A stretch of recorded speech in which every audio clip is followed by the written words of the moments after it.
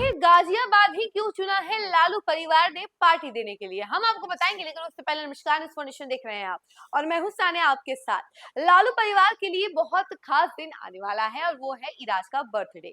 Ira's का birthday काफी धूमधाम से मनाया जाने वाला है। आपको बता दें कि विधानसभा चुनाव हारने के बाद ये पहला जश्न होगा, पहली पार्टी होगी। नहीं तो इससे पहले कोई भी पार्टी या फंक्शन नहीं मनाए जा रहे थे।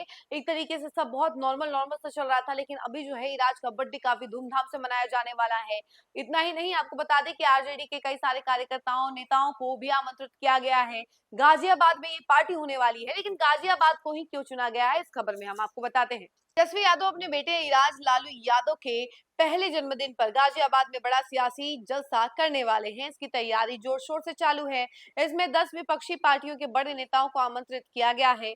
तेजस्वी यादव 27 मई को दिल्ली के पास गाजियाबाद में अपनी बहन रागिनी यादव के आवास पर अपने बेटे इराज लालू यादव का पहला जन्मदिन मनाने जा रहे हैं।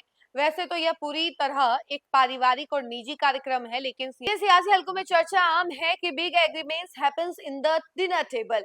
बड़े समझौते अक्सर डिनर टेबल पे ही तय किए जाते हैं। बताया जा रहा है कि पार्टी के राष्ट्रीय अध्यक्ष लालू प्रसाद यादव की मौजूदगी में आरजेडी और महागठबंधन के भविष्य की राजनीति को लेकर नए सिरे से परिभाषित किया जाएगा। इस जलसे के लिए राहुल गांधी, अखिलेश यादव, ममता बनर्जी, अरविंद केजरीवाल जैसे राष्ट्रीय स्तर के कद्दावर नेताओं को आमंत्रण भेजा गया है। इसके अलावा बिहार आरजेडी से जुड़े सभी सांसदों, विधायकों, विधान पार्षदों और संगठन के मुख्य पदाधिकारियों को अनिवार्य रूप से दिल्ली पहुंचने का निर्देश दिया गया है। इस बार पटना में राबड़ी देवी के आवास पर ना तो पारंपरिक दही चूड़ा भोज हुआ और ना ही इफ्तार पार्टी का आयोजन किया गया। यही वजह है कि गाजियाबाद का यह मंच अब बीजेपी विरोधी ताकतों को एकजुट करने का सबसे बड़ा सियासी ठिकाना बनने जा रहा है। भले ही विधानसभा चुनाव में सहयोगी दलों ने तेजस्वी यादव को ही मुख्यमंत्री का चेहरा स्वीकार किया था, लेकिन धरातल पर गठबंधन की गांठें बेहद कमजोर साबित हुई। चुनाव के दौरान कई विधानसभा सीटों पर महागठबंधन की सहयोगी पार्टियां ही आमने सामने टकराती और आपस में लड़ती दिखी। मुकेश सहनी की वीआईपी और आईपी गुप्ता की के साथ जोड़ने के बाद भी जमीनी स्तर पर तालमेल की भारी कमी साफ नजर आई। लालू प्रसाद यादव के दौर में कांग्रेस वही करती थी जो आरजेडी चाहती थी, लेकिन इस बार राहुल गांधी के नेतृत्व में कांग्रेस किसी दबाव में नहीं दिखी। तेजस्वी यादव इस भोज के माध्यम से पुरानी कड़वाहट को दूर करना चाहते हैं। वह महागठबंधन को एकजुट करना चाहते हैं। बंगाल विधानसभा चुनाव में ममता बनर्जी की हार के बाद प्रेस कॉन्फ्रेंस में तेजस्वी ने कहा था, अब समय आ गया है कि सभी विपक्षी दलों को एकजुट होना होगा। यह भोज तेजस्वी के इस कदम की तरफ इशारा कर रहे हैं। वहीं आपको बता दें कि आरजेडी का राष्ट्रीय कार्यकारी अध्यक्ष बनने के बाद तेजस्वी यादव ने सबसे पहला और कड़ा प्रहार अपनी ही पार्टी के भीतर किया है।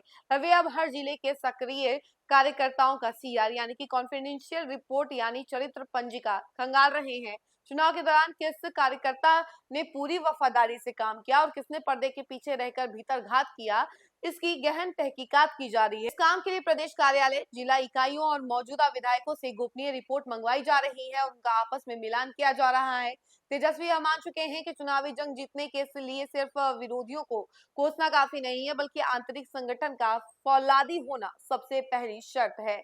आरजेडी अब तक मुख्य रूप से अपने पारंपरिक एमवाय समीकरण के दम पर चुनाव लड़ती है, लेकिन अब यह नाकाफी साबित हो रहा है। नीतीश कुमार के राज्यसभा जाने के बाद बिहार के 36% अति पिछड़ा यानी कि ईबीसी वोट बैंक पर अब बीजेपी की सीधी नजर है, जिसे तेजस्वी अपने पाले में खींचना चाहते हैं। चुनाव से ठीक पहले राजपूत समाज के जगदानंद सिंह की जगह धानुक जाति से आने वाले मंगनीलाल मंडल को आरजेडी का प्रदेश अध्यक्ष बनाना इसी सोशल इंजीनियरिंग का हिस्सा था। तेजस्वी अब अपनी राजनीति को केवल एक वर्ग तक सीमित न रखकर ए टू जेड और बीएएपी यानी बाप यानी कि बहुजन अगड़ा आदि आबादी और पुअर के एजेंडे पर काम बढ़ा रही है और आगे इसी एजेंडे पर काम करती जाएगी। तो देखिए, ये जो पार्टी होने वाली है गाजियाबाद में, ये गठबंधन के जितने भी पार्टी हैं उन सबको मिलने का, महागठबंधन के जितने भी पार्टी उन सबके मिलने का एक अड्डा भी बन सकता है। क्योंकि कहा यह जा रहा है कि इस पार्टी के लिए कई बड़े बड़े शीर्ष नेताओं को बुलाया गया, विपक्षी नेताओं को बुलाया गया है